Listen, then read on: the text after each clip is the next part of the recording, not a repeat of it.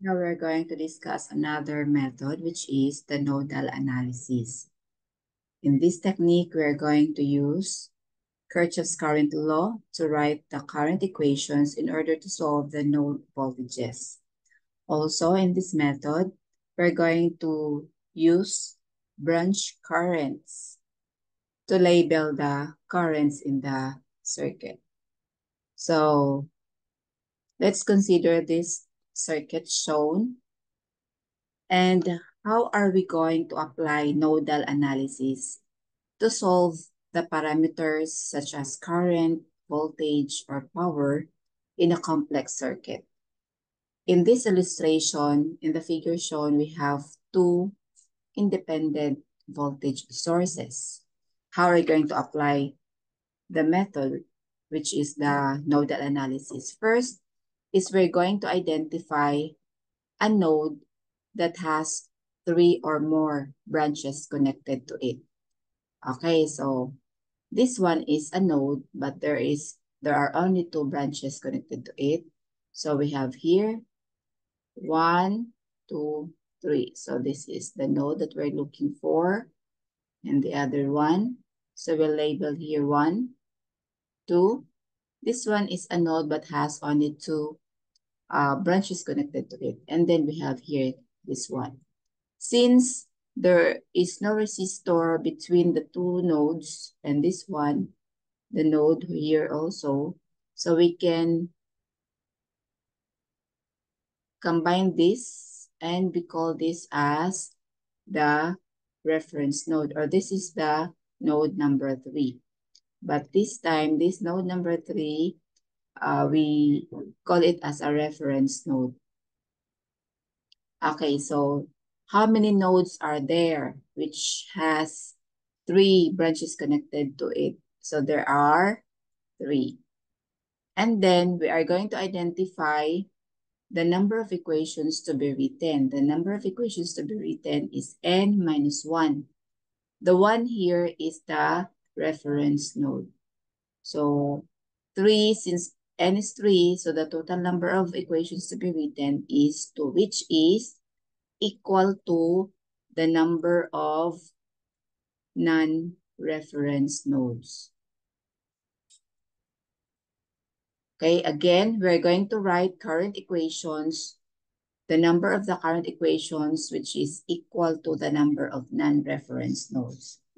After identifying the non-reference and reference nodes, as well as the number of equations to be written, then we're going to assume branch current directions. So in the branch R1, we'll just have to assume current direction. So let's say in this direction to the right, we'll call this as I1. And then the direction of I2 to the left. So again, the directions of the branch currents are arbitrary. So it's up to you to assume and nothing to worry, because if you got the wrong direction, then it will be indicated in your solution and you will get a negative answer. After assuming the branch current directions, then we are now ready to write the current equations using KCL. So we have to write current equations at nodes, at non-reference nodes, current equations, using Kirchhoff's current law, or KCL. So let's start at node 1. So remember that KCL is just current entering the node, current in equals current out or leaving the node. Okay, so let's identify what are the currents entering the node. So we only have I1. What are the currents leaving the node 1? We have I3 and I4. Okay, after writing the current equations, we're going to replace these currents in terms of node voltages and resistance. Remember that the nodal analysis, the first parameter to be solved are the nodal voltages. So that's why we're going to replace currents in terms of voltages and resistances. Okay, so what is I1? How are we going to replace I1 in terms of voltage and resistances? Okay, remember this node, the voltage here, if ever we have a tester, if we measure the voltage at this node with respect to the reference, we will get E1.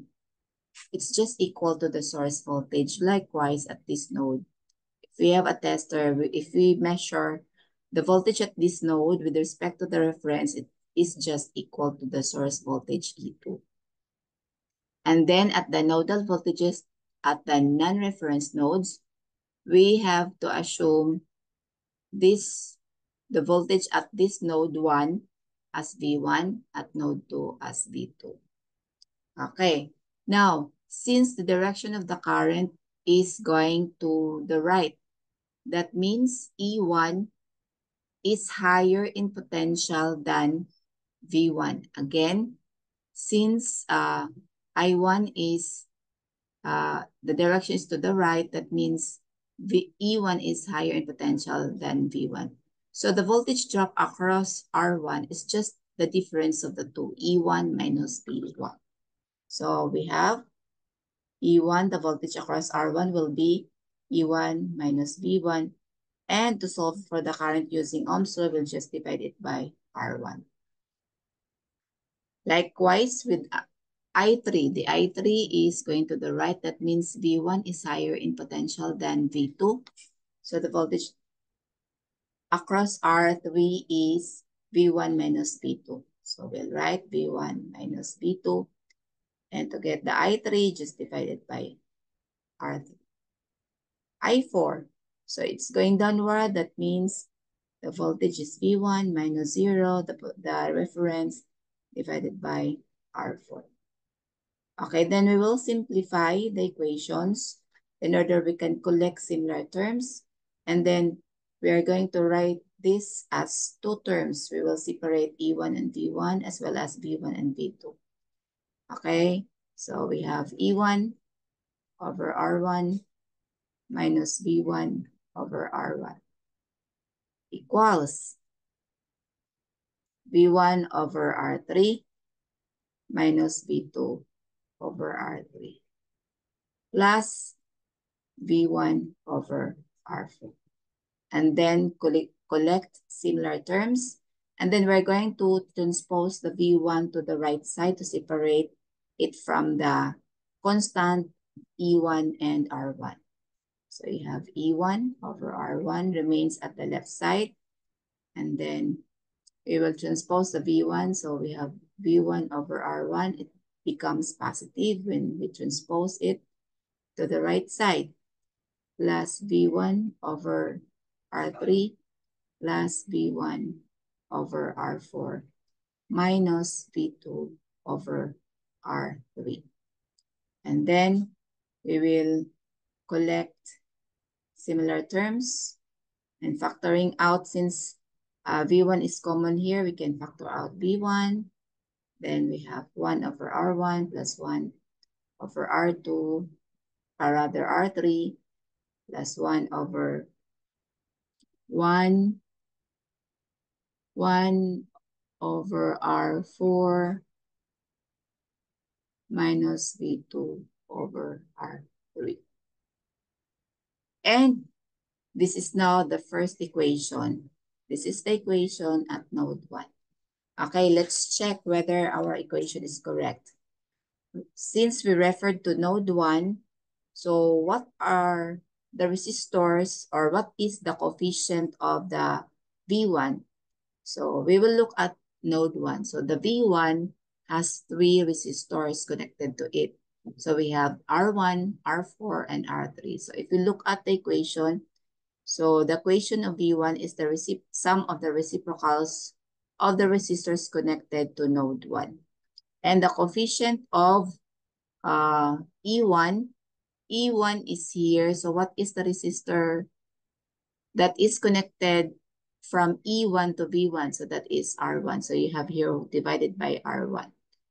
And then V2. So in V2, what is the resistor connected from V2 to V1? So that is R1, R3. So divide by R3. 2.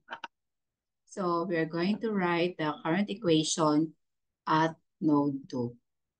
So what's the KCL? KCL is just current entering equals current leaving. So let's have at node 2. So we apply KCL at node 2. Okay. So let's inspect at node 2. What are the currents entering the node? So we have the currents I2 and I3. And we have current leaving, which is I5 only. Then after writing the current equations, current equation for node 2, what are we going to do? So we have to replace the currents in terms of the voltage and the resistors or the resistance. Okay, let's start with the I2. So the I2 here, its direction is to the left, meaning E2 is higher in potential than V2. So the voltage drop across R2 is just the difference of E2 and V2. So we have here E2 minus V2 and divide to get the current I2, just divide this voltage drop by the resistor R2. Likewise, we have to solve for I3. You have V1 minus V2 since I3 is going to the right. So V1 minus V2 divided by R3. How about I5? I5 is going downward. So V2 minus 0 over R5. And then we are going to separate the variables from the constants. And since this is one term, so we have to express this to two terms. We have to expand. So you have E2 over R2 minus V2 over R2. And the next term, you have V1 over R3 minus V2 over R3 equals V2 over R5. And then let's transpose the unknown voltage such as the V1 and V2. So the E2 and R2 will be retained at the left side of the equation. And we're going to transpose the other terms to the right side. So we'll start the V1. So V1 at the left side is positive. So it will become minus here when it is transposed to the right side. So minus V1 over R3. So next is V2 becomes plus. So V2 plus V2 over R2. Then we have plus V2 over R3 plus V2 over R5. And then we will collect similar terms and then factor out V2. So rewriting this minus V1 over R3. So let's have to collect collect V2, factor out V2. So what remains here, we have 1 over R2, 1 over R3, 1 over R5. Okay, so we will call this as equation 2. Now we will check whether our equation is correct. So since we referred to node 2, so let's see if the coefficient of V2 is correct. So looking at V2, so what are the resistors connected to at node 2? So you have R2, R3, and R5. So you have R2, R3, and R5. Okay, so what should be the coefficient of V1 at node 1. So what is the resistor connected from node 1 to node 2? So you have R3. So you have here divided by R3. How about E2? So the resistor connected from E2 to V2 is R2. So you have here I2. R2 rather. Okay. After writing the voltages, after writing the current equations and expressing them to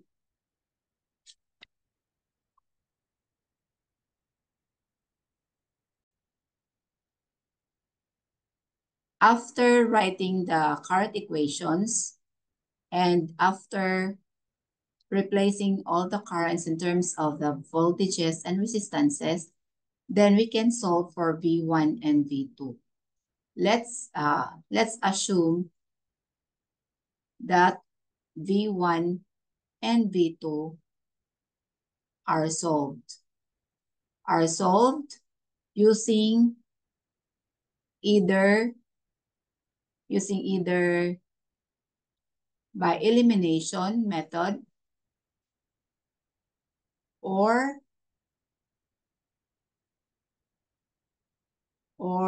by Cramer's rule.